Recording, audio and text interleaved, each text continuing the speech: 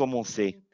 Bonjour, bon après-midi, bonsoir, selon votre localisation. Je m'appelle Pierre Bocock et je suis une des ressources qui ont la chance de travailler pour US Ideal. Je voudrais vous donner la bienvenue à cette séance pour apprendre sur la cohérence des, euh, dans le HDP à travers les mécanismes de coordination Backbone.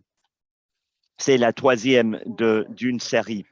Avant de commencer, quelques notes de logistique. D'abord, on voudrait vous informer que cette séance sera enregistrée et qu'on offre une interprétation en français. Donc, je voudrais inviter tout le monde à choisir sa langue de préférence pour cette séance. Vous pouvez le faire en cliquant sur l'icône d'interprétation en bas de votre écran et en choisissant soit le français, soit l'anglais. Vous pouvez mettre en sourdine l'audio original ou l'écouter à un volume réduit.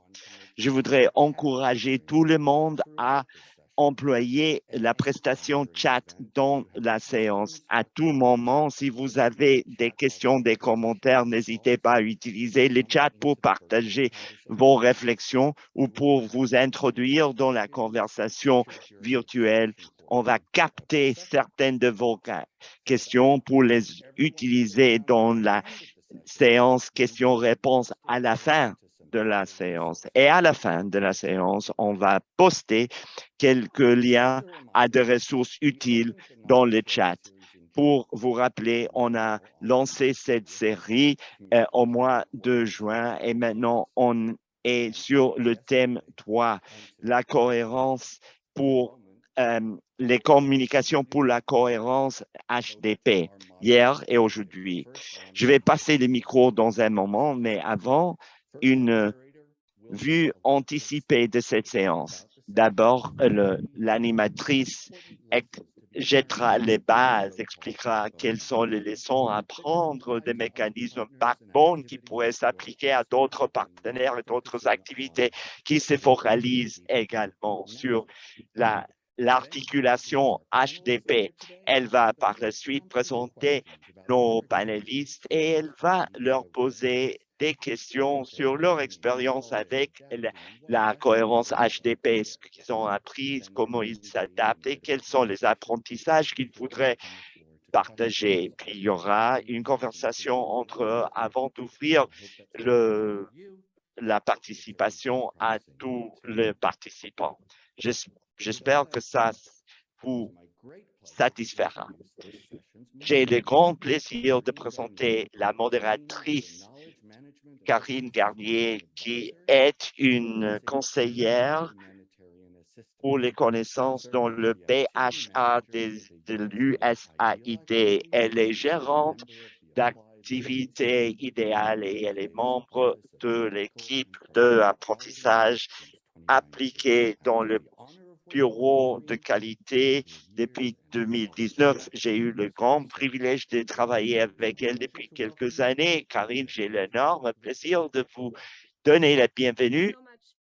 C'est à vous. Merci, Pierce. Merci, Idéal.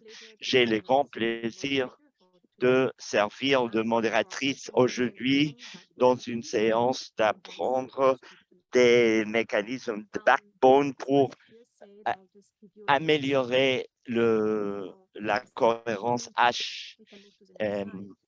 HDP. Un peu de background sur les backbones. Ce n'est pas sur le mécanisme de coordination. Ce n'est pas nouveau. On a employé le terme pour la première fois dans le contexte du travail national aux États-Unis sur l'action collective. Ça a été documenté en 2011 dans une revue pour l'innovation sociale. Et dans cette revue, ils ont examiné de différentes initiatives du point de vue national. Ils ont souligné une qui était améliorer l'éducation dans la zone métropolitaine de Cincinnati et dans le nord du Kentucky aux États-Unis. Et comment améliorer l'impact? Avoir un agenda commun, des mesures communes, des activités mutuellement renforçantes, une communication continue et une fonction de mécanisme de coordination. Ceci s'est traduit dans une organisation séparée. Le personnel avait des compétences spécifiques pour appuyer les acteurs sur la collaboration, la communication et la coordination. Et plus récemment, la revue a souligné les efforts pour mettre l'équité comme condition préalable. Et ça est pertinent pour nous dans notre contexte. Ça, c'était en 2011. Ça a été documenté. Ça s'est passé déjà depuis un certain temps aux États-Unis en 2011-2012 avec l'émergence du travail de résilience dans le contexte international. Et on a assisté à l'émergence du support backbone dans la programmation de résilience dans le nord du Kenya avec les mécanismes de coordination. On a le CEREL dans le Sahel qui travaillait sur la résilience dans le Sahel pour appuyer les actions collectives là-bas sur la résilience de façon semblable en Ouganda. Il y a une autre unité de ressources qui a été mise sur pied. C'était dans le premier jour du support de coordination qui a influencé une deuxième génération de mécanismes de coordination backbone dont vous allez entendre parler aujourd'hui. Et puis, sous le parrainage du Conseil de leadership en matière de résilience en USAID, on a divulgué des documents sur la coordination HDP qui ont souligné l'importance d'un mécanisme de coordination. Il est bon de nous centrer dans cette définition avant d'entrer pleinement dans cette séance.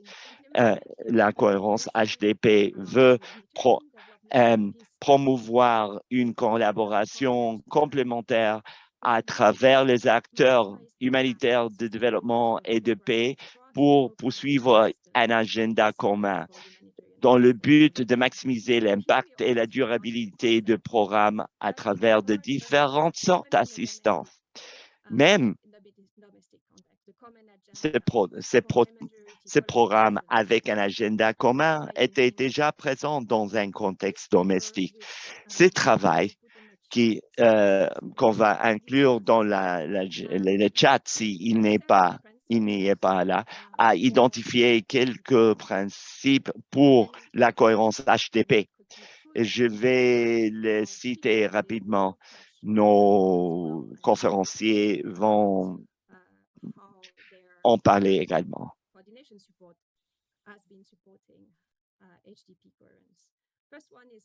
D'abord, le maintien de respect humanitaire. Deuxièmement, planifier conjointement. 3, créer des plateformes communes d'apprentissage. Après, séquencer, ordonner par couche et quand c'est approprié, promouvoir de la programmation qui répond au choc, favoriser les opportunités pour créer la paix là où c'est possible et s'assurer que la programmation est à travers et avec et par les partenaires d'assistance locale.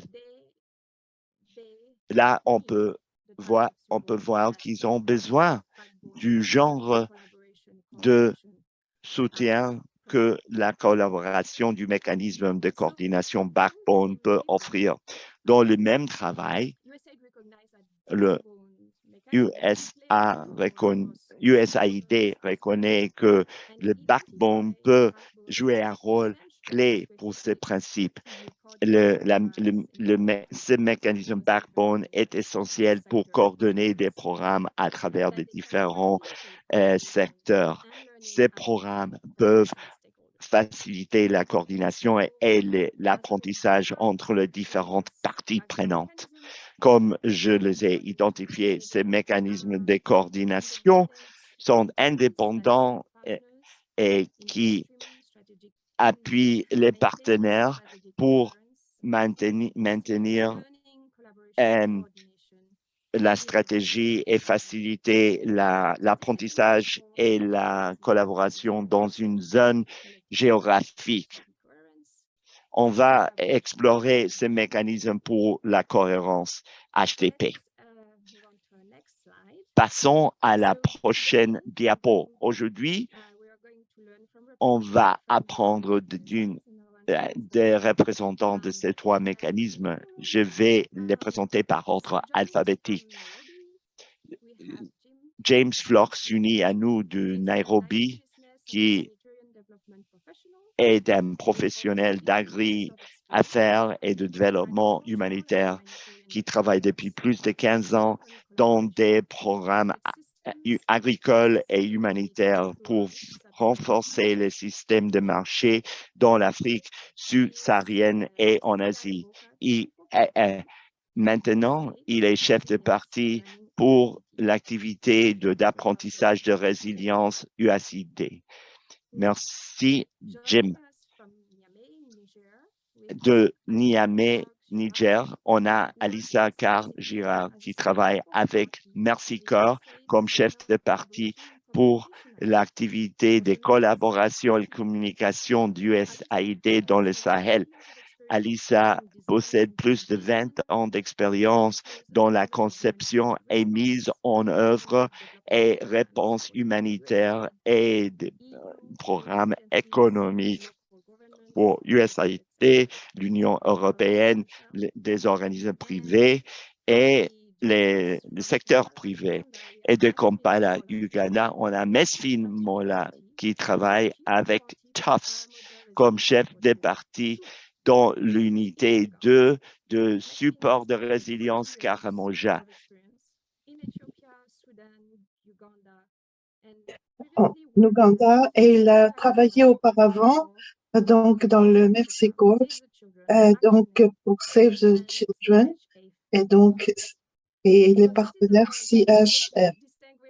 Donc c'est vraiment une personne vraiment très distinguée, et c'est un panel qui est particulièrement expérimenté. Avant de passer aux conversations, nous voudrions donc avoir une idée de qui nous a rejoint aujourd'hui dans notre audience et donc quelles sont les relations avec les mécanismes de coordination ou les mécanismes du secrétariat de coordination. Donc, je crois que dans le chat, vous pouvez nous dire, vous avez ici un petit sondage que vous avez ici sur votre écran. Vous avez 3 options. La première, c'est mon activité ou mon projet est appuyé par un secrétariat, un mécanisme de coordination ou un mécanisme backbone, comme on dit ici. La deuxième option, je suis un membre du secrétariat du mécanisme de coordination de sous-soutien backbone. Et la troisième option, mon activité projet n'est pas appuyée par un secrétariat, mécanisme de coordination, mécanisme backbone. Donc, faites-nous savoir où est-ce que vous vous trouvez parmi ces 3 options. Choisissez une option.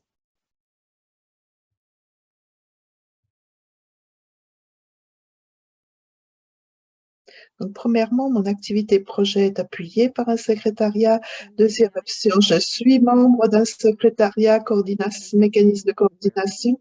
Et trois, mon activité projet n'est pas appuyée par un secrétariat, un mécanisme de coordination. Encore quelques secondes pour soumettre votre sondage.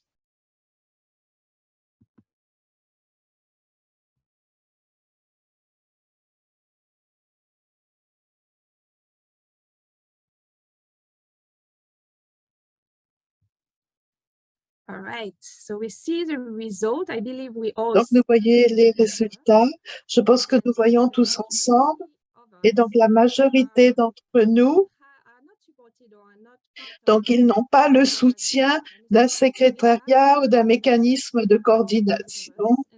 C'est 55%. 41% appartiennent à des mécanismes de coordination backbone.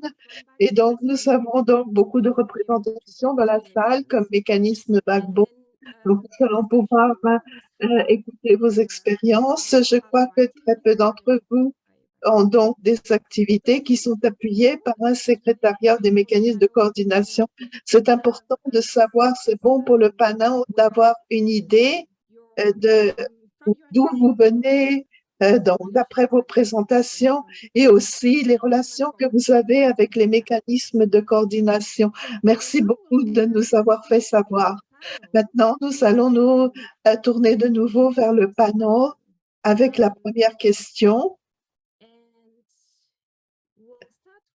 Donc, nous allons commencer par des présentations. Je vais commencer par Alessa. Si vous pouvez nous dire votre rôle au SCC, donc quel est le mécanisme de coordination avec lequel vous travaillez? Pouvez-vous nous expliquer, s'il vous plaît? Donc, je reviens vers vous, Alissa. Merci, Karine. Donc, encore une fois, je suis Alissa Karg-Girard. Je travaille dans la coopération Sahel et les activités de communication. Nous l'appelons SCC. Donc, on va parler beaucoup de SCC au cours des discussions.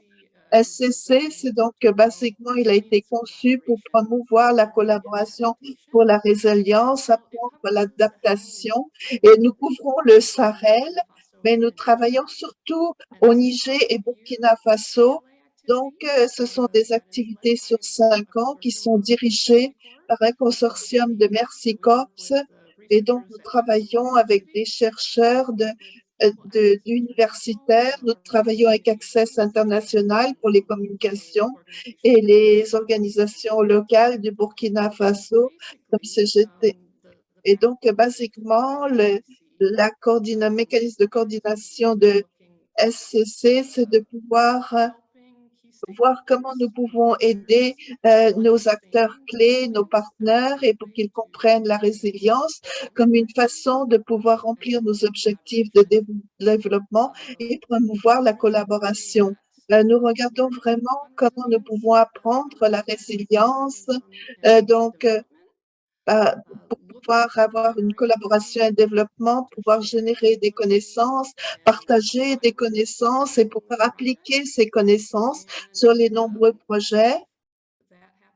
Et donc, si tout se passe et si les résultats sont communiqués efficacement, donc nous espérons que nous aurons une meilleure résilience et de meilleurs résultats de développement. C'est un projet sur 5 ans. Nous sommes au milieu de ce projet maintenant et donc nos principaux acteurs, les principaux acteurs avec qui nous travaillons, c'est USD. Ce sont les partenaires du portefeuille résilience de USAID. Donc, c'est un groupe relativement large. Nous travaillons très étroitement avec les institutions de résilience nationale dans les deux pays. Au Niger, ils ont ce qu'on appelle, donc c'est une initiative de trois bouts, mais donc nous avons nos partenaires. Au Burkina Faso, il y a un mécanisme de coordination nationale pour la résilience et la sécurité alimentaire avec qui nous travaillons. Nous travaillons avec beaucoup d'acteurs secondaires, des chercheurs, d'autres institutions nationales de développement et des agences gouvernementales. Et ensuite, nous avons des partenaires parmi les ONG. Ce sont des partenaires parmi les implémenteurs USAID qui travaillent avec les organisations nationales et les ONG locales. Ce sont donc les partenaires avec qui nous travaillons. Nous travaillons avec des groupes de la société civile, donc les clubs, les comités d'engagement nationaux et les médias aussi, les médias nationaux, par exemple la radio. Nous essayons de toucher les participants. C'est donc 1500 personnes qui sont là. Ça vous donne une idée de l'étendue de notre projet. Merci beaucoup, Alissa, pour cette fantastique vue d'ensemble. Maintenant, nous allons poser la même question à Jim. Si tu peux nous dire de ton rôle, des mécanismes, avec qui tu travailles, quels sont les acteurs, ce sera magnifique. Merci, Karine. Ici, c'est un programme qui est un peu différent. Nous avons une approche plus multidimensionnelle ici au Kenya, qui ont adopté donc une approche de la résilience. Ça s'appelle la stratégie 3C. C'est co-implémentation, co-administration. C'est une stratégie pour travailler avec tous nos partenaires. Notre engagement travaille beaucoup auprès des autorités officielles. Nous essayons nous essayons d'avoir des activités de résilience, pour promouvoir la croissance économique. Et nous travaillons également avec SEC, ce qu'on appelle, et tout fonctionne bien, comme je l'ai expliqué au sein de ce panel. Nous travaillons avec des fournisseurs de services qui nous aident à faire la liaison entre USAID et nos différents partenaires. Nous essayons de tirer profit de cet alignement, pour pouvoir renforcer les systèmes locaux, dans le cadre de HDP. Et ce programme est un peu différent. Nous avons travaillé avec différents consortiums. Nous avons travaillé avec de multiples donateurs pour des activités de coordination. Nous nous concentrons sur les différents principes d'intégration. Donc, la nature, nous avons travaillé depuis mars. Nous travaillons sur par exemple l'approvisionnement en eau, et nous travaillons sur les conteneurs d'eau, comment avoir accès à l'eau. Et nous avons plus un mécanisme de plateforme, une plateforme de multiples donateurs. Et je sais que il y a beaucoup de séquençage, et d'intégration.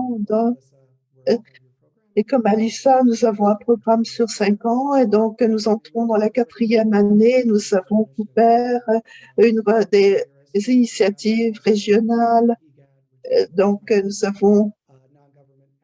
Nous avons des acteurs non gouvernementaux, et nous profitons des leçons apprises en Éthiopie, Somalie, Ouganda, et c'est certains des défis qu'ils ont dû relever, et nous essayons d'extrapoler de là pour l'appliquer dans toute la région.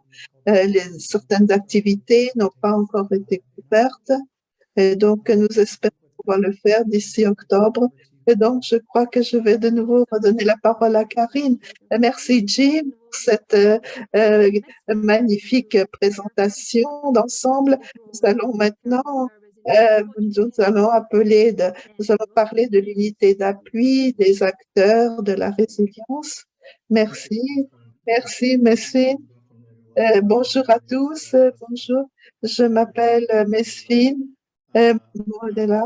Je travaille à l'université d'Ouganda. Je travaille dans l'unité d'appui à la résilience. On entend très mal. Nous travaillons dans des programmes économiques, et nous travaillons avec USAID. Nous avons un mécanisme de... Masfine, approchez-vous de votre micro parce que le son est très distorsionné, on n'entend vraiment pas du tout. Je ne sais pas, le son n'est pas bon. Donc, nous avons donc ce mécanisme de soutien. Donc, nous essayons de travailler avec les donateurs pour pouvoir effectuer ce travail de coordination.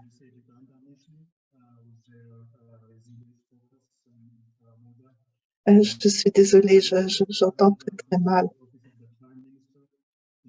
Donc, nous travaillons aussi avec les différents ministères pour effectuer un travail de coordination et nous travaillons avec les autorités gouvernementales. Nous avons donc nos investisseurs.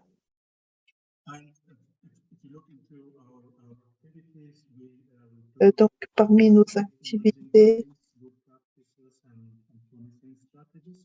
donc nous essayons de mettre en place des stratégies et donc nous appuyons tous les aspects de la programmation. Donc, nous appuyons la coordination, l'apprentissage.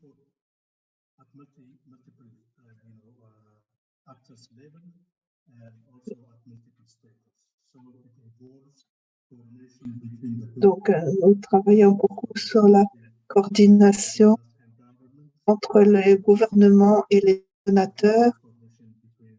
Et donc, nous essayons d'avoir une coordination entre nos différents partenaires et nous appuyons.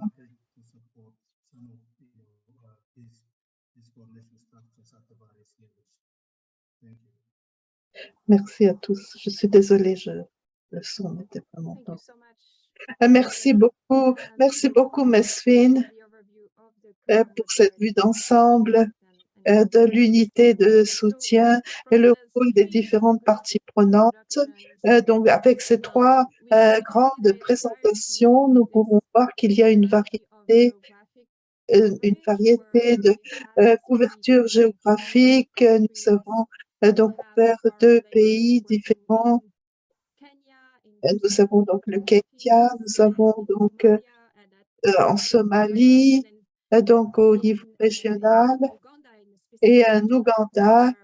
Donc, il y a une couverture particulière. Nous avons différentes approches avec certains mécanismes qui se concentrent plus sur des audiences des bénéficiaires de l'USAID, des partenaires de mise en œuvre.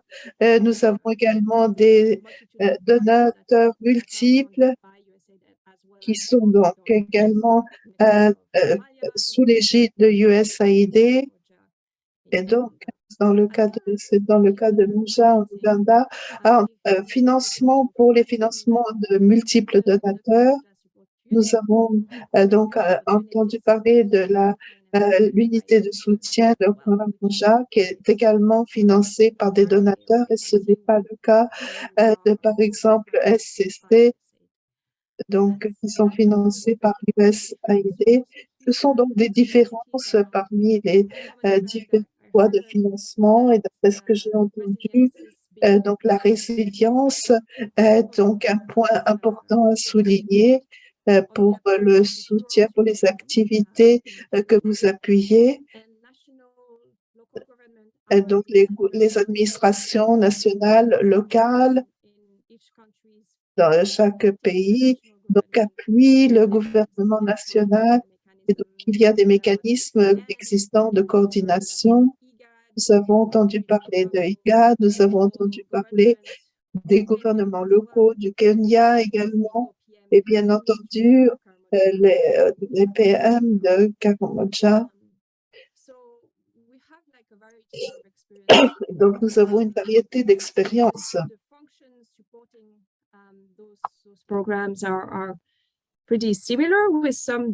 Sont assez semblables avec certaines différences. L'unité de soutien de Karamoja travaille à travers des mécanismes existants de coordination pour le partage d'informations et le travail de politique. Mais voilà quelques interprétations personnel des points communs et des différences. Je suis sûr qu'il y a beaucoup plus à observer. Intervenons avec des questions pour nos panélistes sur comment ils voient leur travail, comment ils voient que leur travail fait avancer la coordination et la cohérence HDP. On va commencer par Mesfin. Je voudrais que vous nous parliez à cet égard. Merci. Je vais commencer par les contextes. En Ouganda, il y a beaucoup de pauvreté, insécurité et malnutrition qui a été. L'interprète s'excuse, mais la qualité du son ne permet pas de rendre une traduction correcte. On fera ce qu'on peut.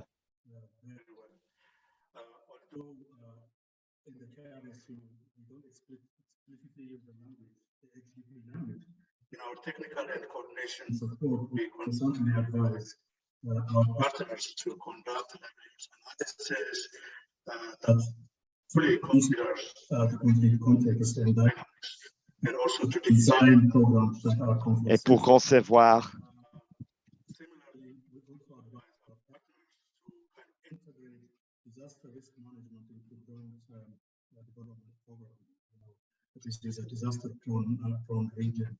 So the HDP continent that makes us is clearly seen in the kind of work we do. We have, I can highlight some of the challenges in terms of ensuring the HDP governance. il y a des défis pour la cohérence HDP.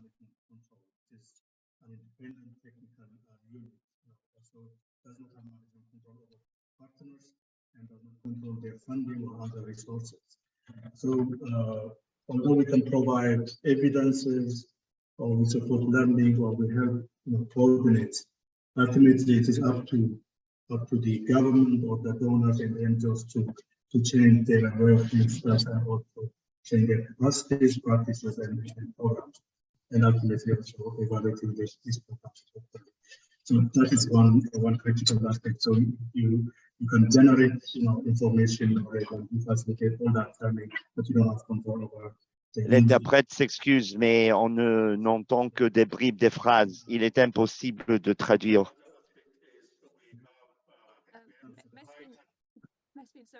Mesken, excusez-moi. Avant de continuer, est-ce que vous pourriez essayer de vous approcher votre micro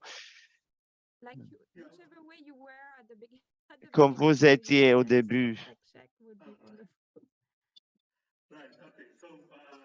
That's better. Okay, fine then. So we have also experienced high turnover of senior staff in donors and NGOs. That was also a challenge. There is a continuous, effort. Il y a un effort continu pour amener les nouveaux arrivés pour le mettre à jour. Un facteur critique et le contexte de paix avec les gouvernements à Kamboja.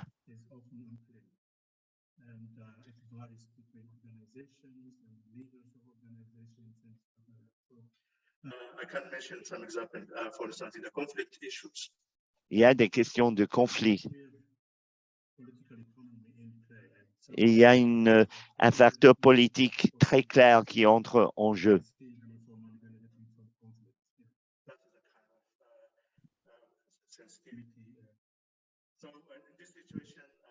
Dans cette situation,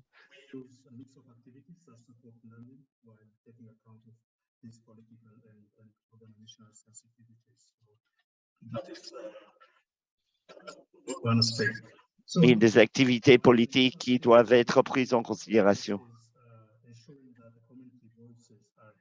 On essaie de s'assurer que les voix de la communauté sont entendues.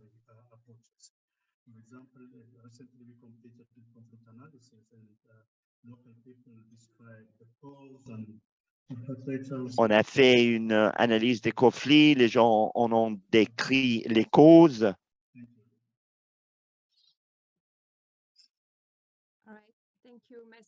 Merci, Mesfin.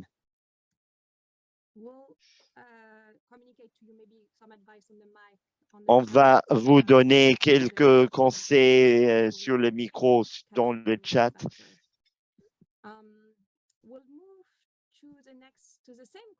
On va passer à la même question avec James sur l'expérience avec RLA pour faire avancer la cohérence HTTP. Qu'est-ce que vous apprenez et quels ont été les défis principaux?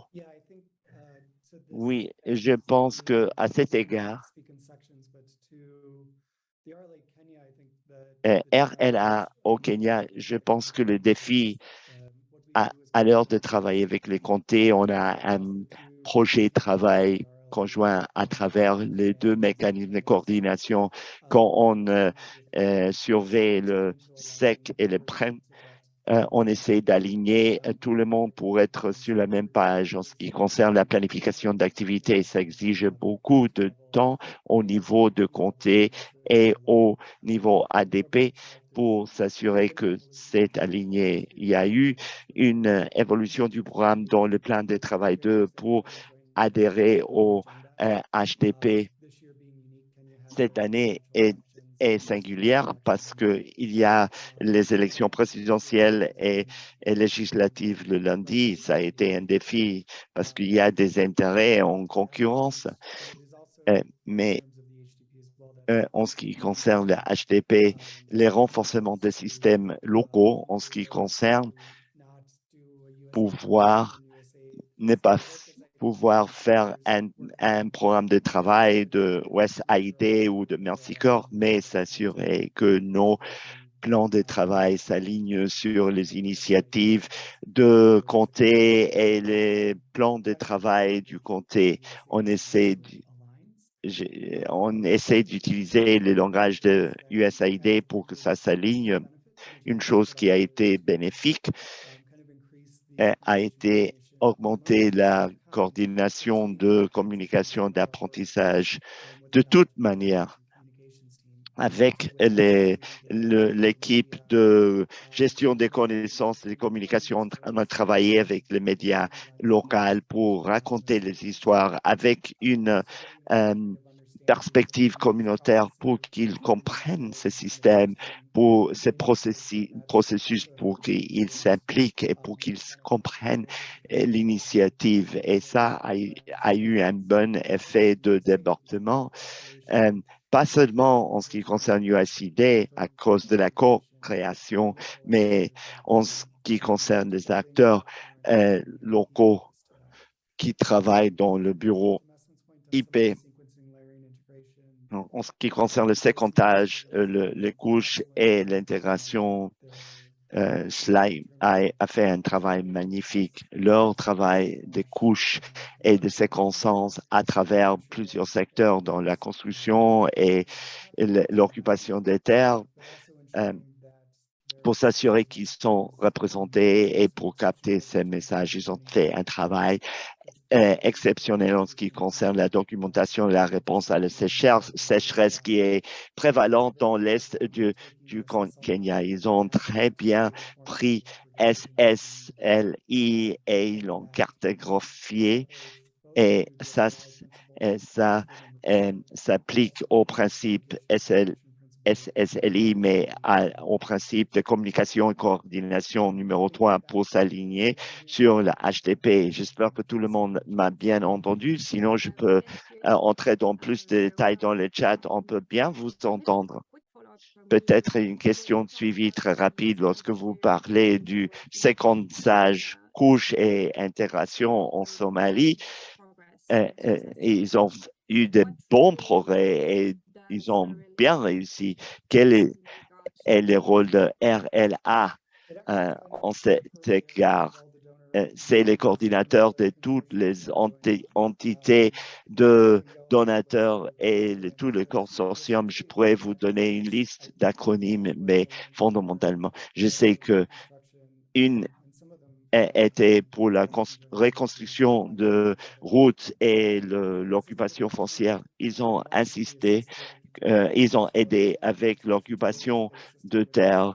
Une entité a travaillé dans la construction des panneaux solaires. Un autre consortium s'est engagé dans la reconstruction de routes pour qu'il y ait un accès à ces nouveaux endroits. C'est un exemple de ce SLI dans le WASH. Ils ont vu la tuyauterie d'eau et la construction de routes et les principes d'hygiène et d'assainissement en ce qui concerne le lavage des mains et les mesures de prévention contre la maladie et la contamination, ce qui est très pertinent pour notre époque.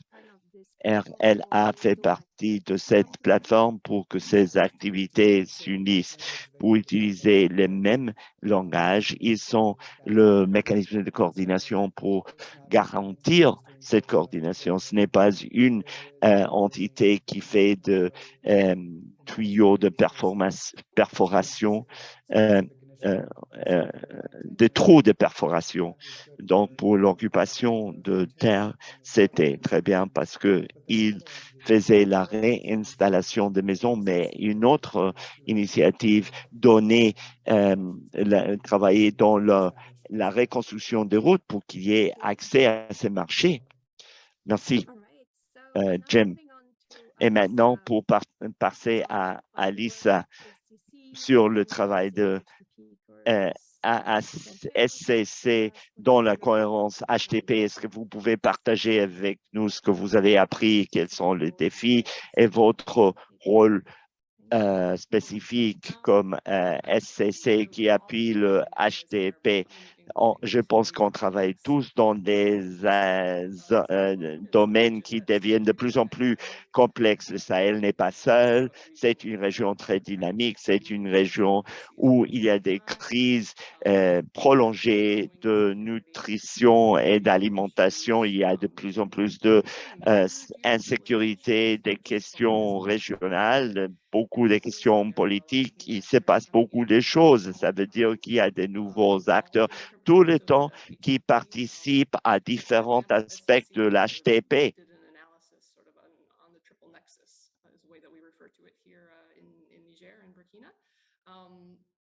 Just trying to kind of track and scope who's doing what.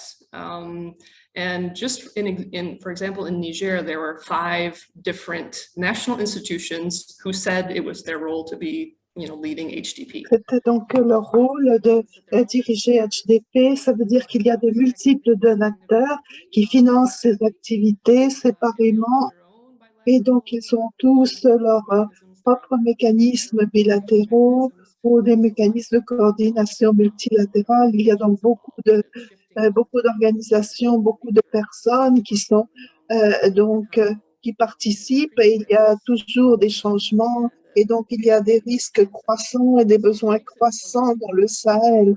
Et donc, c'est un environnement de travail extrêmement complexe.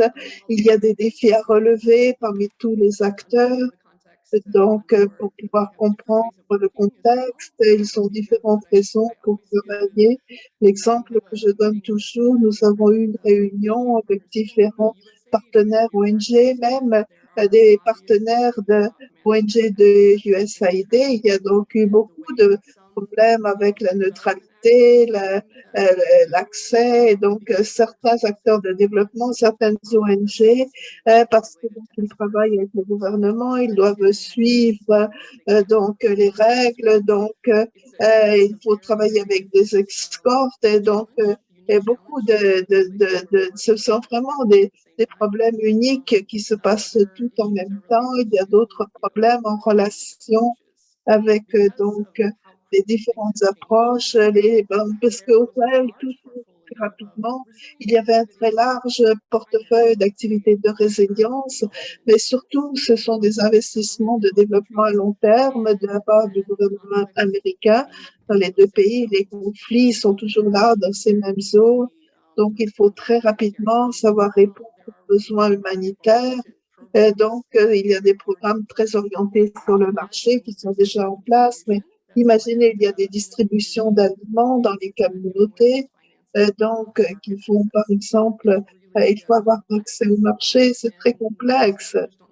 Donc, ce n'est pas, donc, ce sont des problèmes auxquels nous devons faire face. Et donc, c'est la façon dont SCC a regardé à ces multiples défis et nous essayons d'avoir des informations, d'améliorer la communication, coordonner les informations. Nous avons une plateforme de gestion des connaissances. C'est ouvert à l'USAID, différents acteurs, donc tous ceux qui font partie de HDP. Peuvent y avoir accès, mais juste pour avoir que les informations puissent circuler, par exemple, nous pouvons partager des études brèves, de la documentation, sur, par exemple, à propos des leçons émergentes de différentes activités. Nous essayons de faire du travail. Nous avons donc un calendrier pour que les gens puissent comprendre quels sont les chocs qui existent dans la région. Nous faisons beaucoup de cartographie. Nous essayons de montrer qui fait quoi, comment tout se coordonne avec les informations de la sécurité pour que les gens puissent avoir accès aux informations pour pouvoir prêter un meilleur appui. Donc, nous avons également des moyens de coordination sur les activités sur le terrain. Nous essayons de travailler avec les partenaires du SAID pour avoir une planification conjointe. Donc, c'est une possibilité pour pouvoir mettre en place ces activités. Donc,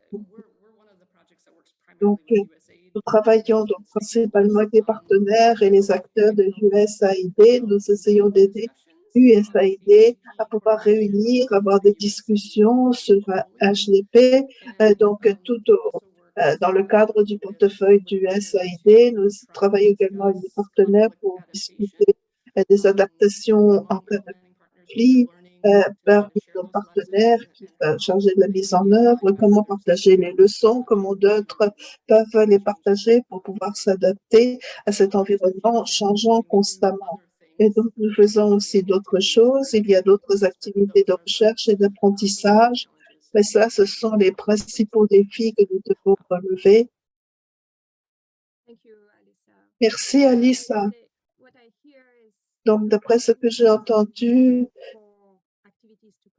c'est que pour que les activités puissent se réunir, il faut que nous puissions parler de toutes les opportunités de la collaboration. Donc, où est-ce qu'on peut mettre en place des mécanismes de coordination? J'ai entendu parler de nouveaux acteurs et je me rappelle que le temps que j'ai passé, au Kenya, donc nous avons travaillé avec Alain et donc je sais que nous avons eu des processus structurels. J'espère que vous continuez de les avoir, mais c'était vraiment une très bonne façon d'obtenir de nouveaux partenaires et qu'ils soient au courant, qu'ils connaissent la collectivité. Donc, je ne sais pas si James, vous voulez partager quelque chose.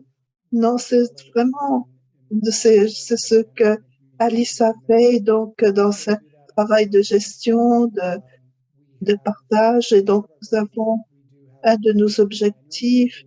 Donc, nous avons des manuels, mais les manuels parfois ne fonctionnent pas parce qu'il y a tellement différentes entités, tellement différents points de vue, mais nous pouvons utiliser ces lignes directrices. Et donc, si on veut aller un peu plus loin, donc nous pouvons regarder avec la planification, quelle est la gestion pour l'enseignement. Nous essayons d'aligner le tout, c'est notre objectif, ce sont les indicateurs d'alignement. Donc, il y a des différentes hypothèses. Donc, nous voyons les indicateurs, les activités. Chaque entité doit donc faire son rapport et on doit parler la même langue au moment de faire les rapports. Donc, parfois ils peuvent ne pas connaître très bien les mécanismes de coordination, mais il faut savoir, il faut parler la même langue en termes. Donc, il y a beaucoup de choses qui ont été faites au cours des derniers 18 mois. Et donc, nous avons toutes nos activités donc, au Kenya également pour les activités de soutien, de coordination. Donc, mais il faut que nous puissions regarder donc en tant que il faut que nous puissions profiter des activités des programmes de l'USAID. Merci. Merci beaucoup. Il y a tellement d'expérience dans tout ce que vous avez partagé. Nous allons passer maintenant à la question suivante.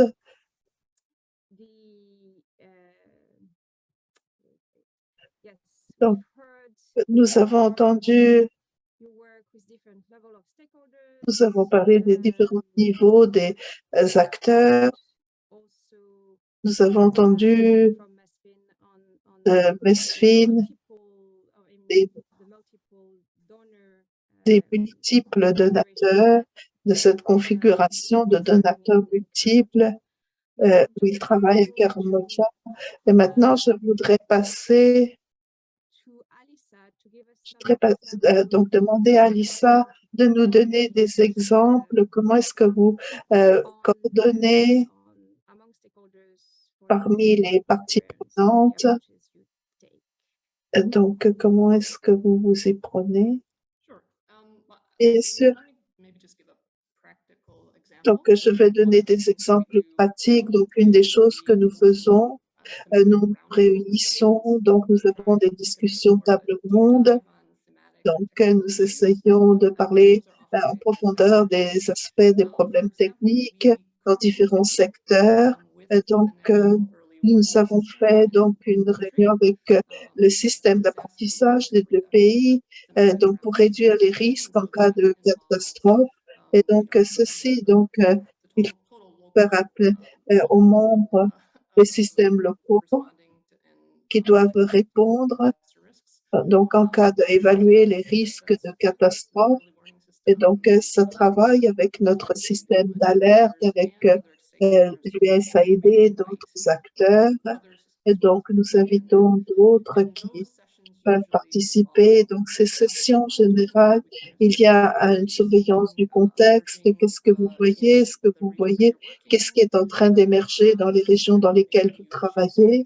Comment est-ce que ça vous permet de faire des changements de cap, de vous adapter? Quelles réponses est-ce que vous essayez de mettre en place? Donc, il faut avoir un plan de travail pour que chaque session permette de revoir quels sont les plans et donc de faire en sorte que ces relations puissent. Donc, il faut toujours faire en sorte que les implémenteurs commencent à parler de qu'est-ce qu'ils peuvent faire tous ensemble. Et donc, nous avons réussi avec nos partenaires à établir des stratégies conjointes en cas d'imprévu.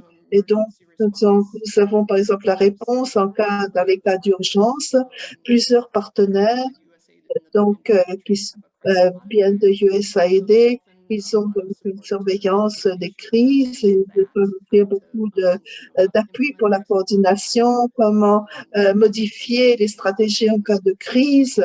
Et donc, de façon à ce que tous les partenaires sachent quels sont les mécanismes, comment ils peuvent les utiliser. Donc, nous essayons de voir que tout soit coordonné le meilleur que nous puissions le faire. Et donc, comment réduire donc ce groupe de réduction des catastrophes. Donc, le SCC essaye de participer aux travaux de coordination. Je crois que tout le monde sait, tout le monde est super occupé. Tous les partenaires d'implémentation n'ont pas toujours le temps de faire la coordination quand elle est nécessaire. Je crois qu'il y a différents acteurs qui travaillent dessus. Donc, parfois, les gens ne peuvent pas participer à toutes les réunions. Nous essayons tous de participer à ces mécanismes et donc de pouvoir faire notre rapport aussi aux membres des groupes du SAID pour savoir qu'est-ce qui se passe avec d'autres acteurs. Donc, c'est en gros ce que nous faisons. Donc, je crois que je vais simplement parler un peu qu'est-ce que nous pensons, qu'est-ce qui a fonctionné assez bien dans cela. Je crois que donc, comment est-ce que qui nous a aidés à pouvoir mettre les choses au point? Je vais dire que ce qui fonctionne bien, ce sont de pouvoir construire des relations, fortifier les relations, avoir des processus, des outils pour nos partenaires, pour les aider à résoudre les défis qui se présentent. Et donc, pour nous, donc, c'est vraiment travaux, un pilier pour pouvoir estimer donc le travail de nos partenaires si nous ne répondons pas à leurs besoins. Donc, nous avons vraiment un investissement dans le succès du travail de coordination et donc nous devons comprendre leur intérêt dans le séquençage de la collaboration. Donc là, ça nous permet de pouvoir remporter des succès. Donc, quel est le rôle de USAID qui permet de communiquer des attentes claires à nos partenaires et donc comment est-ce qu'ils vont travailler tous ensemble de façon cohérente. Donc, une autre chose, donc SCC, par exemple, a fait des efforts concertés pour pouvoir promouvoir la construction, le renforcement des communautés. Et donc, 3 mois, nous avons eu 3 mois de travaux intensifs pour pouvoir partager des connaissances, de parler la même langue en matière de résilience et voir quels sont les outils, les approches que nos partenaires peuvent appliquer dans leurs propres activités. Et aussi, nous avons regardé donc comment nous pouvons rompre les barrières. Nous savons tous qu'il y a beaucoup de compétitions, différentes façons de travailler, mais simplement pour essayer d'avoir un ensemble de personnes qui veulent travailler tous ensemble et qui parlent la même langue. Donc, une autre chose que nous pouvons faire pour nous, nous avons eu des preuves, par exemple, qu'il y a des partenaires qui disent qu'il y a donc que c'est vraiment l'efficacité est éprouvée de pouvoir travailler de cette façon. James l'a mentionné un peu précédemment. Nous avons d'autres exemples où un partenaire, par exemple, fait par exemple des pluies et donc on va les former. On va former des mécaniciens pour les puits, d'autres va apporter son soutien. Donc, par exemple, il y aura une collection d'impôts, ça sera géré par la commune. Et donc, les partenaires disent que vraiment, ça permet de vraiment d'économiser du temps, mais nous avons déjà, donc, nous avons déjà ces documents de comment donc présenter pour pouvoir faire une construction de puits, comment présenter notre projet. Oui, donc ça, on entend beaucoup. Et donc, les partenaires apprécient beaucoup. Et une autre chose, que nous collectons également des données sur SCC, comment les partenaires peuvent apprendre et quel genre de résultats ils pourraient avoir comme résultat de l'application. Donc, nous essayons de savoir ce qu'ils en pensent, quelles sont les fonctions que nous travaillons avec eux, qu'est-ce qu'ils aiment, qu'est-ce qu'ils n'aiment pas. Make adjustments as we go along. For this specific case, I think of Pour ces cas spécifiques du risque, de la diminution de risque de désastre, le fait qu'on leur a donné du support pour réaliser leur plan de contingence qui était une condition requise de l'USAID pour les aider. Il y a beaucoup de bonne volonté SCC de offrir des services à nos partenaires lorsqu'ils nous les demandent. On essaie d'être réactifs et ça nous aide à maintenir ces relations-là qui sont nécessaires pour une collaboration. L'autre chose que je dirais, c'est que le groupe de réduction de risque de désastre, c'est sur la base de ces cadres de collaboration avec les gouvernements nationaux, la façon dont c'est conçu, c'est pour les aider à satisfaire leurs besoins de collaboration avec les partenaires de USAID de la même manière que ça épargne du temps pour les partenaires d'exécution, ça leur épargne du temps parce qu'un seul membre les aborde au nom de partenaires de USAID. Pour parler de ces questions, je vais m'arrêter là. Bon, merci Alissa. il y a beaucoup de choses que j'ai notées et qu'on pourra y revenir plus tard. On va passer à Jim avec la même question. Jim? Oui. Ah ben, qu'est-ce que je peux dire après le merveilleux travail d'Alissa pour y ajouter en ce qui concerne la cohérence HDP? Je pourrais parler de la réponse au choc à cause de la coordination qu'on a réalisée en ce qui concerne le nord-est du Kenya qui est passé pour une horrible sécheresse pendant les dernières 4 ans. Nous avons été un mécanisme de coordination pour ceux qui travaillent avec les transferts d'argent, pour ceux qui travaillent avec les bétails. Et ils n'arrivent pas à obtenir des engagements de ressources dans ces zones. Avec l'USAID, on peut dire qui fait quoi, où on. Et la Somalie a des élections également. Et la question, c'est de comment ça influence et ça rend ces choses-là disponibles pour la communauté générale et pour le pays. Et ça provient d'une seule voie prescriptive. Et je pense qu'une autre chose qu'on a apprise en ce qui concerne cela, pour continuer à parler de la sécheresse, on a travaillé avec l'Agence nationale de gestion de désastres, des catastrophes, qui est une entité nationale. Et dans le sud-est, avait déjà commencé à réaliser des programmes de radio. On va l'extrapoler dans la zone nord-est, ce qu'on a appris à travers ces mécanismes de coordination de feedback. Le MDM fait état de notre compréhension technique plus élevée dans le dernier mois. Comme réponse à la sécheresse, on a commencé à travailler avec des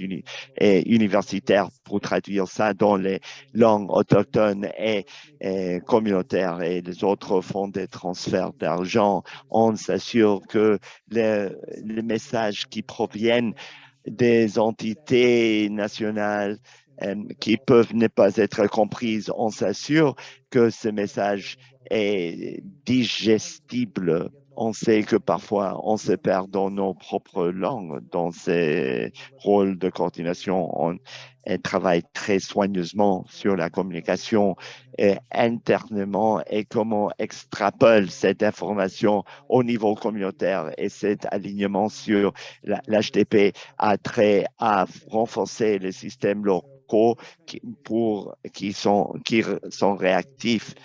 Ce sont des choses quotidiennes, mais on est très soigneux en ce qui concerne la prescription, en ce qui concerne les rôles HDP.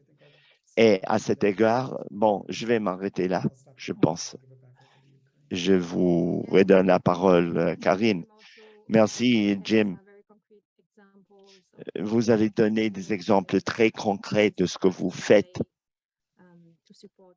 comme RLA pour appuyer la coordination et pour contribuer à plusieurs des 7 principes qui ont été identifiés par USAID avec quelque chose que je n'ai pas évoqué, c'est cette consultation.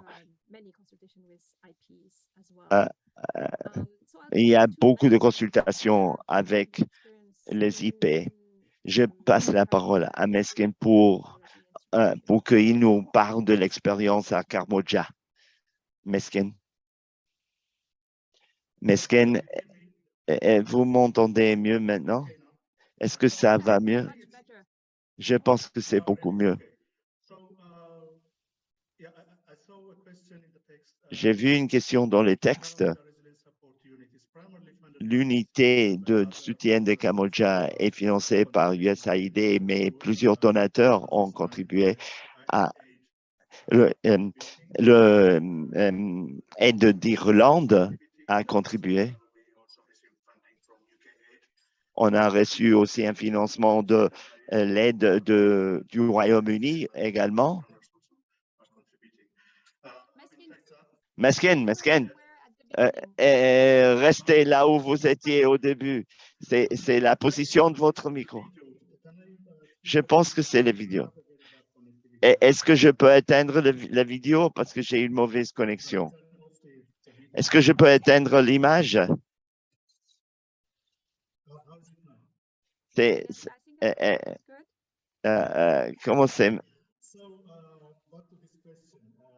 Donc, pour revenir à cette question, et les parties prenantes, comme j'ai indiqué,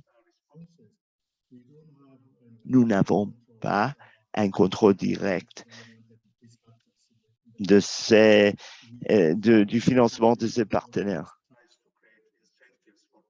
On essaie de créer des incitations pour les gens et pour les organisations pour qu'ils s'unissent, pour qu'ils partagent l'information.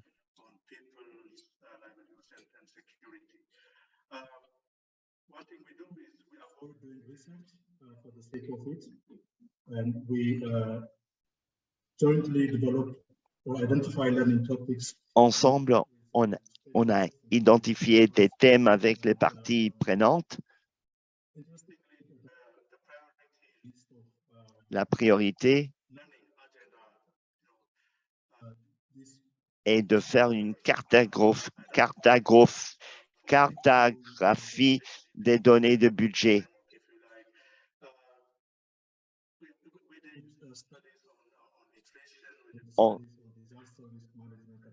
On a réalisé des études sur la gestion de catastrophes,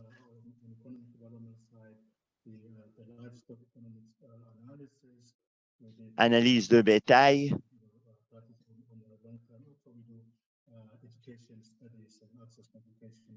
des études d'éducation.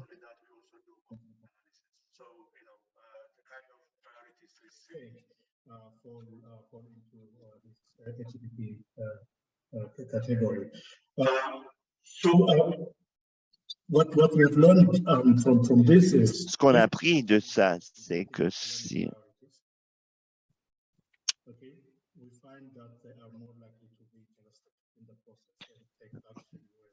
l'interprète s'excuse, mais à cause de la mauvaise qualité du son, l'interprétation n'est pas possible. On fera ce qu'on peut.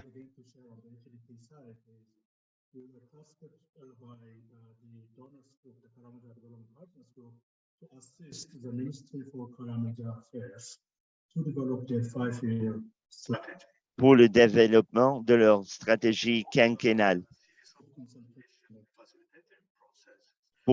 À travers le processus de consultation-facilitation, il y a une composante de gestion de risque de catastrophe. Il y a des objectifs stratégiques. Un aspect important de ce plan,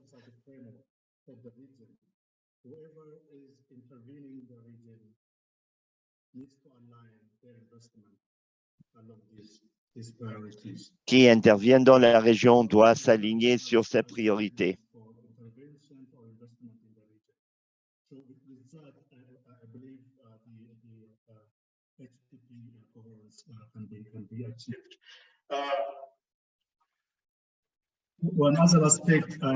Un autre aspect,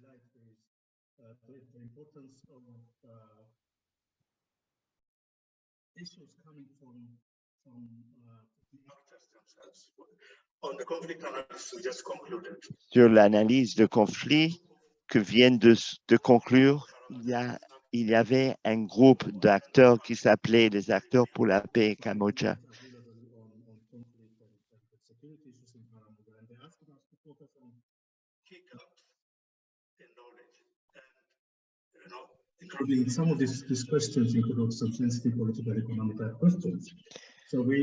Quelques-unes de ces questions sont des questions fondamentalement économiques.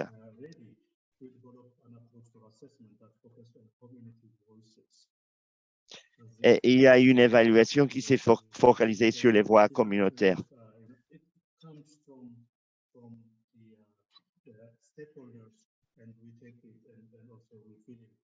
Perhaps we don't reinvent. Ça provient des parties prenantes. Specific stuff, general ways of working that we use in this kind of coordination. I think for this kind of backbone support to succeed, Pour que ça réussisse, il faut avoir des objectifs clairs.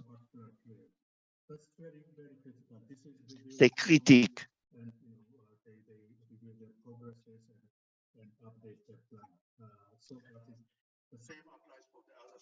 C'est la même chose pour l'autre secteur.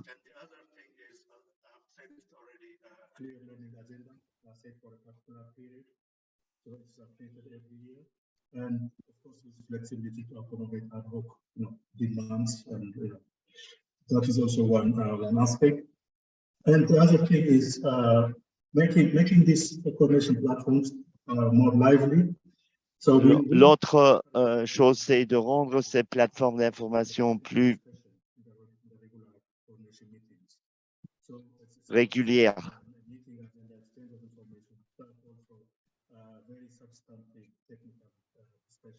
Il faut inclure des informations techniques très importantes. Il faut garder des bonnes relations de travail avec tous les acteurs.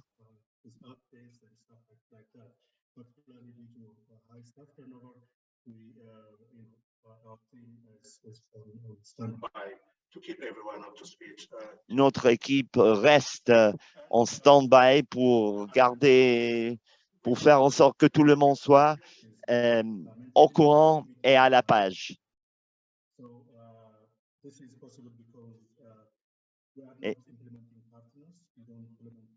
Et c'est possible parce qu'on n'est pas un partenaire d'exécution, on ne met pas en œuvre des projets.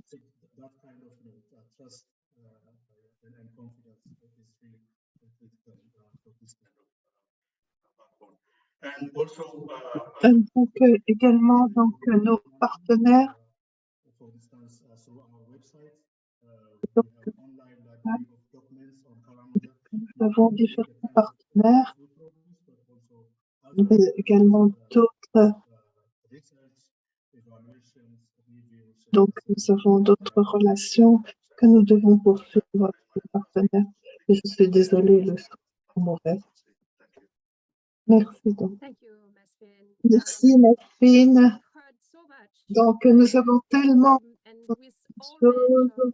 Et donc, avec toute cette série de travail que vous faites, pour appuyer les travaux de coordination et les ministères de Karamoja, et donc le plan sur 5 ans pour pouvoir travailler au niveau des communes, des villages, de façon pratique, vraiment. Donc, c'est une très grande richesse de tout ce qui se passe. Donc, nous arrivons à la dernière question et donc nous avons très peu de temps qui nous reste. Donc, je voudrais que chacun de nos panélistes puisse penser quelles sont les recommandations qui seraient pratiques pour, donc, d'après votre expérience, quelles sont les recommandations que vous pourriez faire? Essayez que ça ne dure pas plus d'1 minute. Je vais commencer par vous, James. Et je crois que pour moi, ça serait une des choses dont nous avons parlé précédemment. Donc, pour ce qui concerne le travaux de coordination, je pense en termes de SLA, SLI, ce n'est pas des initiatives toutes seules, séparées. Donc, les travaux de coordination, donc il faudrait appliquer les 13 principes de CLA. Donc, il faut que ce soit comme un amplificateur de toutes les activités. Donc, nous sommes là pour essayer de mettre en place tout ceci. Et donc, ce n'est pas une approche qui peut convenir à tout le monde. Il y a différentes sensibilités. Donc, nous avons différents programmes de coordination. Il faut que nous soyons toujours, nous ayons un esprit ouvert pour toutes les plateformes. Il faut savoir répondre aux différents besoins, donc régionaux. Donc, voilà, je pense que c'est peut-être 1 minute ou un peu plus. Merci. Donc, nous regardons Mesfin. Mesfin, quelles seront vos recommandations? Si vous pouvez nous dire pour les IPEC, quelles seront les recommandations à faire? Comme je l'ai dit précédemment, donc les recommandations, déjà, j'en ai parlé. Donc, il faudrait faire preuve d'objectivité et donc suivre les mécanismes de la plateforme. Donc, il faut une collaboration dans la collecte des données, donc une participation de tous les acteurs aux travaux de coordination. Et donc, c'est très, très important de suivre la coordination. Merci. Merci, Mesfim. Et Alissa? Donc, je voudrais dire 2 choses. Je sais que beaucoup de personnes viennent d'organisations qui ne travaillent pas du tout dans le backbone, donc dans la coordination. Donc, nous travaillons dans une des recommandations de tous ceux qui ne travaillent pas au mécanisme de coordination, c'est de regarder les systèmes, cartographie, les questions existantes. C'est un monde dynamique, en changement constant, donc il faut toujours garder ceci présent à l'esprit. Pour ceux qui travaillent avec les mécanismes de coordination, qui travaillent dans les séquençages, les innovations, toutes les questions de communication, il faut que vous ayez vos meilleurs talents interpersonnels qui soient appliqués parce que il y a beaucoup de défis à relever. Donc, il faut être très ouvert, il faut savoir écouter, il faut savoir chercher à prendre les points de vue des autres personnes et partager ce qui fonctionne et ce qui ne fonctionne pas. Et je crois que dans les communautés des ONG, c'est un peu difficile de pouvoir arriver à un équilibre. Il faut savoir penser très vite, il faut changer de cap très vite. Et j'encourage les gens à être ouverts d'esprit et à partager donc en toute liberté et faire en sorte de laisser les autres vous aider en cas de besoin. Donc, ce seraient les points de vue que je voudrais partager. Voilà. Merci, merci Anita, merci à tous pour votre grande recommandation. Donc, comme nous allons laisser les gens mettre leurs questions dans le chat, notre audience. J'ai donc quelques réflexions sur ce que vous venez de partager avec nous. Ce que j'ai entendu, c'est que maintenant, vous n'avez peut-être pas utilisé le terme, mais ce qui m'a paru de votre travail, c'est de pouvoir établir un climat de confiance comme un aspect essentiel de ce que vous faites. Et je crois qu'établir un climat de confiance parmi les partenaires, ça prend du temps. Donc, nous travaillons dans un contexte où les partenaires doivent parfois être en concurrence pour les ressources. Et donc, c'est un effort collectif conjoint. Nous devons changer, parfois nous devons changer, savoir changer de cap et travailler en tant que partenaire envers un objectif commun, un agenda commun. Et donc, ceci demande du temps, ceci demande différents talents et je crois que vous savez les apporter ici à bord. Et ce que j'ai entendu parler aussi, c'est que il faut savoir répondre aux besoins des IP, des parties prenantes. Et il faut donc savoir quelles sont les priorités. Nous avons entendu parler de James et Alissa. Donc, vos parties prenantes, par exemple, quels sont les besoins, qu'est-ce qui les motive? J'ai aussi entendu, je ne peux pas me rappeler exactement, mais Je crois qu'Alice nous a donné comment USAID a besoin de transmettre le message de collaboration parmi les partenaires pour qu'ils puissent tous avoir un agenda commun et que ce soit un message commun de USAID dans différents contextes. Comment, du côté USAID, quel est leur engagement et pour être sûr que tout fonctionne parce que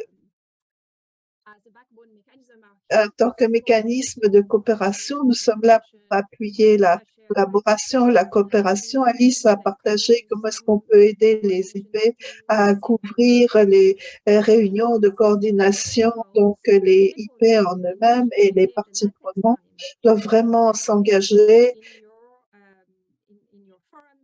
et donc ils doivent participer à vos forums. Et donc, quand vous regardez la coordination, la coopération, et donc les investissements, le séquençage, vraiment, il faut vraiment savoir travailler avec les autres IP. Donc,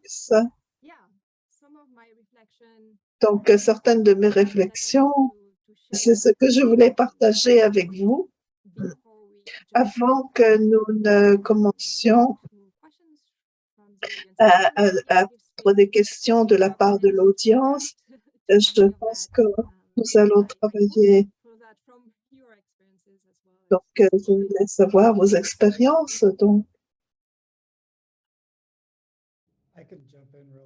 je peux donc rapidement m'exprimer. Donc, j'ai travaillé sur différents projets pendant 15 ans et je crois qu'en termes de mon expérience au cours des dernières années, il y a beaucoup d'apprentissage, il y a eu beaucoup d'explications. Qu'est-ce qu'étaient les programmes de coordination et donc maintenant, qu'est-ce que c'est que l'anthroposage des connaissances? Et je crois que j'apprécie beaucoup le travail en équipe et donc les efforts pour être sûr que tout le monde peut écouter. Et donc, il faut que jouer un travail d'amplification. Donc, donc, donc, il faut vraiment que nous puissions appliquer la résilience et que aider les communautés. Comment est-ce que les entités peuvent travailler avec les donateurs, les gouvernements? Donc, il faut appuyer tous ces efforts et je crois que ça, en ligne avec l'apprentissage, la coordination, il faut savoir réaliser que parfois, pour ceux qui n'ont pas travaillé là-dessus, il peut y avoir des opinions biaisées et donc c'est très important de pouvoir communiquer. Nous sommes ici pour appuyer donc toutes ces connaissances. Nous voulons vous aider avec les questions que vous avez peut-être. Donc, nous ne représentons pas personne, mais nous sommes ici pour faire que le travail de tous devienne plus facile parce qu'il y a beaucoup de défis à relever. Et pour nous, par exemple, il faut travailler avec les systèmes locaux. Nous travaillons beaucoup avec les gouvernements pour être sûr que tout est en ligne avec les priorités du comté, du pays. Et donc, que nous puissions appliquer nos différentes politiques. Donc, il n'y a pas de chevauchement et de répétition. Donc, que nous voyons. Donc, voilà, je voulais simplement ajouter. Merci, James. Et donc, Alissa, est-ce que vous voulez ajouter quelque chose? Donc, il semble que vous voulez parler. Non, non, non, nous pouvons ajouter. Donc, je souriais simplement parce que j'entends donc la même chose et je pense la même chose exactement. Mesfin, est-ce que vous voulez ajouter quelque chose? Oui, donc je voulais parler du climat de confiance parmi les différents partenaires.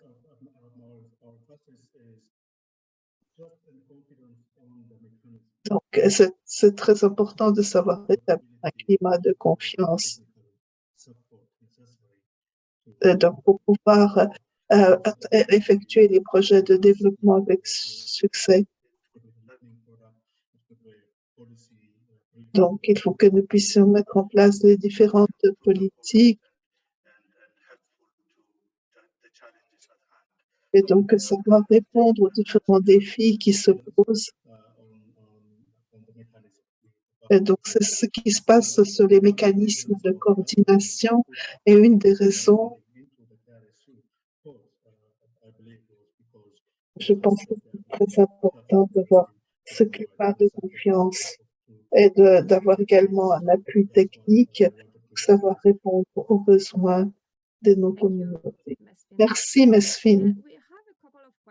Nous avons quelques questions encore qui se posent, que nous voudrions répondre peut-être maintenant, auxquelles nous voudrions répondre. Une des questions que nous avons de la part du chat, de la part d'Éric, donc ce sont les défis que nous avons entendus hier à propos de la dynamique du pouvoir et donc le besoin d'engager donc les bureaux politiques et techniques avec les administrations locales. C'était un exemple que nous avons donné, que nous avons partagé hier, et donc votre engagement et tout particulièrement à propos de la planification conjointe. Comment est-ce que vous naviguez dans cette dynamique du pouvoir et quelles sont les leçons que vous avez apprises à ce sujet? Je crois que ça, nous pouvons c'est une question que nous pouvons poser à tout le panel parce que vous avez tous de l'expérience à ce sujet. Donc, qui veut participer? Je peux le faire. C'est bon pour moi. Je pense que c'est une de nos initiatives, oui. Donc, la première fois que nous avons essayé, il y avait Covid, et le problème de Covid, et l'année suivante, nous avons dû travailler avec des consultants qui connaissaient les politiques au niveau du comté. Donc, nous avons parlé avec tous les acteurs, nous avons travaillé avec les entités locales. Nous avons travaillé avec les représentants des comtés, et donc ils ont ces relations. Donc notre personnel a développé, et donc ça nous a permis d'ouvrir des portes, et ça nous a permis donc d'avoir des efforts concertés. Donc c'était vraiment ils ont appris à faire entendre les voix des communautés, et donc ils ont permis de pouvoir mettre l'accent sur les activités à coordonner. Et donc, je crois que nous avons une organisation qui peut revenir, donc notre organisation en termes de coordination, et donc ces entités sont très représentatives, et donc c'est quelque chose que nous avons appris. Donc, alors que nous faisons progresser nos projets, donc c'est important d'avoir cette relation avec les comtés avec lesquels nous travaillons. Merci, James. Alissa, est-ce que vous voulez parler donc sur cette dynamique du pouvoir? Donc je voudrais donner un exemple. Donc dans ce processus de planification, nous avons eu ce genre de problème.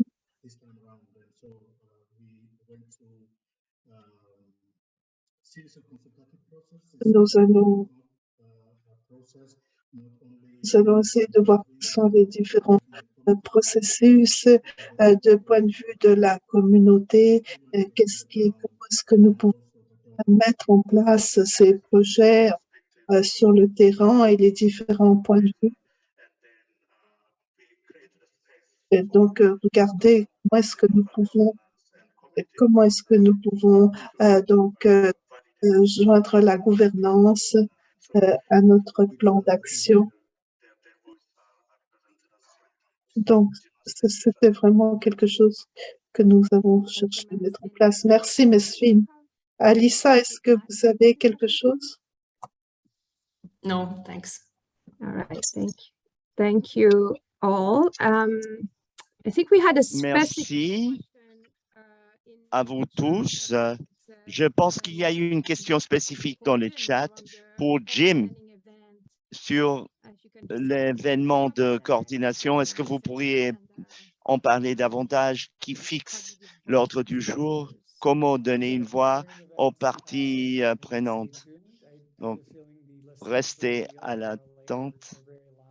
Je pense que le Horn Learning Event, ça couvre l'Est de l'Afrique et ça prend des thèmes spécifiques à noter.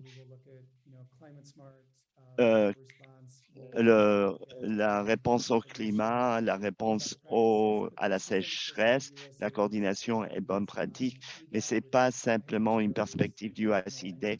IGAP est une entité régionale. L'Agence nationale de sécheresse est présente pour parler de comment il parle aux communautés, des gouverneurs, des représentants nationaux, quelques thèmes qu'on examine pour cette année et on commence à les définir, des systèmes de marché, l'impact d'investissement et les économies sociales, à partir des marchés de bétail. Comme j'ai dit tout à l'heure, l'importance de modificateurs de crise et la gestion adaptative. On espère avoir un événement en octobre présentiel qui va entrer en détail sur les 7 principes de HDP, le système de marché, le travail de résilience et les coordinateurs de résilience de toute la région donnent des intrants. On recherche des intrants d'autres partenaires d'exécution à cause des différences d'horaire. On a une participation des gens de BHA et on examine ces questions et on a des experts, pas seulement de USAID, mais d'autres pays, d'autres donateurs qui présentent leurs perspectives qui sont alignées sur HDP, SLA et SLI comme partie de HDP. C'est une bonne revue de les activités de HDP, surtout pour les CAP. En Ouganda, il y a eu des élections et la sécheresse a été un facteur très important dans plusieurs pays de la Corne d'Afrique. J'ai parlé un peu rapidement. Je pense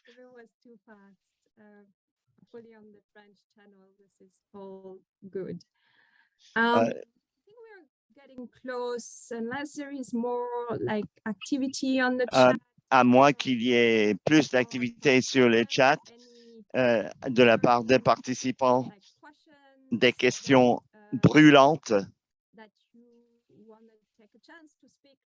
Est-ce que vous voulez... C'est un véritable privilège de vous avoir tous les trois sur cet appel pour une période de temps prolongée. Manifestez vos questions si vous en avez.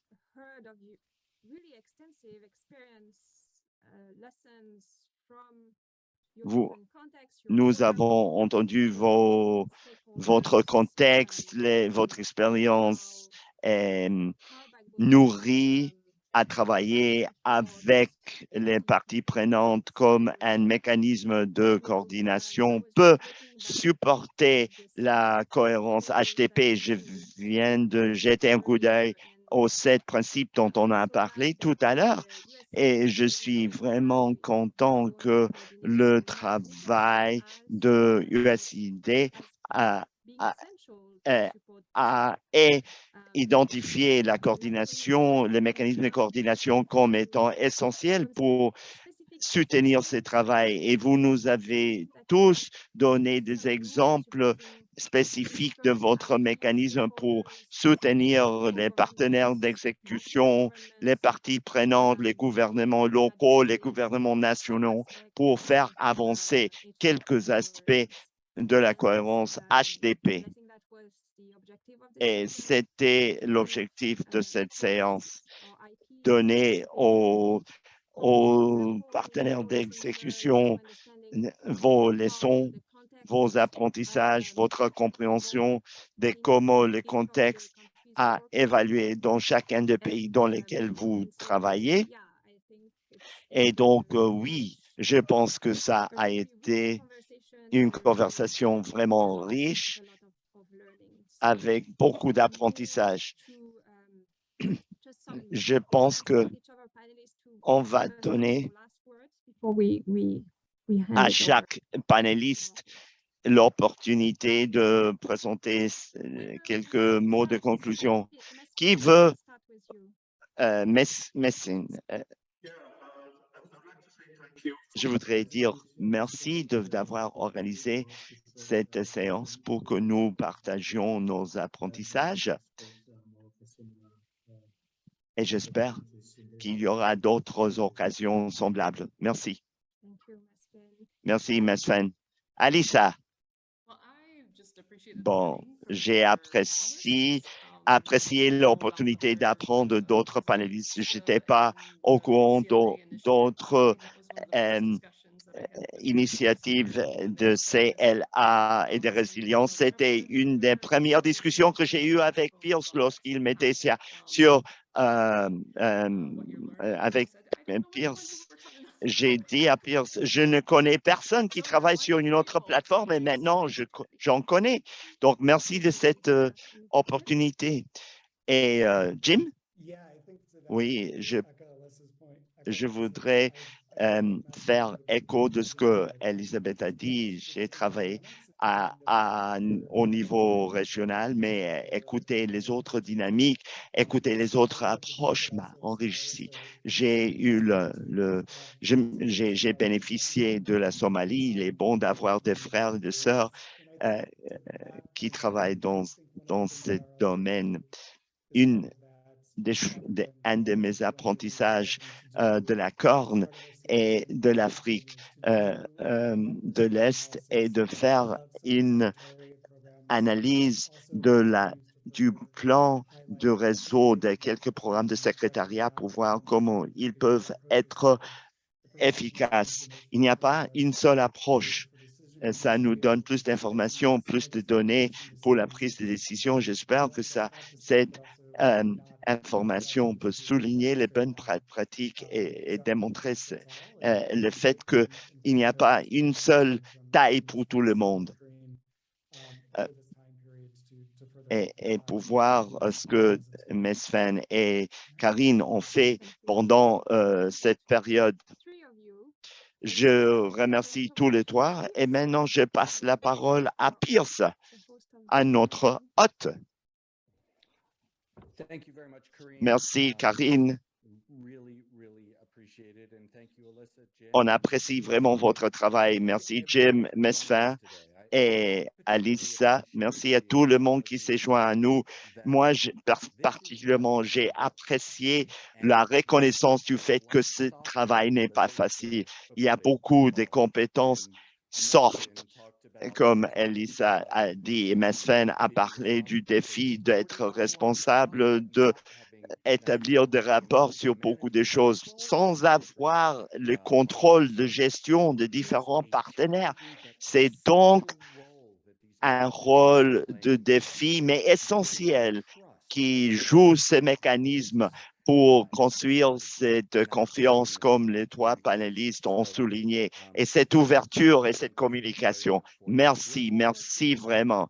On touche à la fin, mais avant de vous libérer, on vous a promis quelques liens pour apprendre plus des mécanismes de coordination dont vous avez entendu parler. On les poste sur le chat maintenant. Et je voudrais inviter nos panélistes, si les gens qui ont participé à cet appel veulent se mettre en rapport avec vous, comment peuvent-ils le faire? Si vous vous sentez disposé, vous pouvez nous donner votre adresse mail ou votre adresse Twitter, etc. Aujourd'hui, on a parlé de la communication et la coordination pour la cohérence HDP. À la fin du mois, on espère que vous vous joindrez à nous sur le séquentage, l'intégration et l'ordonnancement par couche des HDP. L'inscription est ouverte pour cette séance et vous pouvez trouver l'information sur le chat. Dernièrement, on voudrait avoir votre retour sur cette séance pour améliorer notre prestation future. On va partager avec vous une enquête très courte. Il vous faudra moins de 2 minutes pour le remplir. On va garder ouverte cette réunion Zoom alors que vous remplirez l'enquête. Merci à Karine, à Mesfen, à Lisa. Merci à vous tous et on espère pouvoir vous voir bientôt.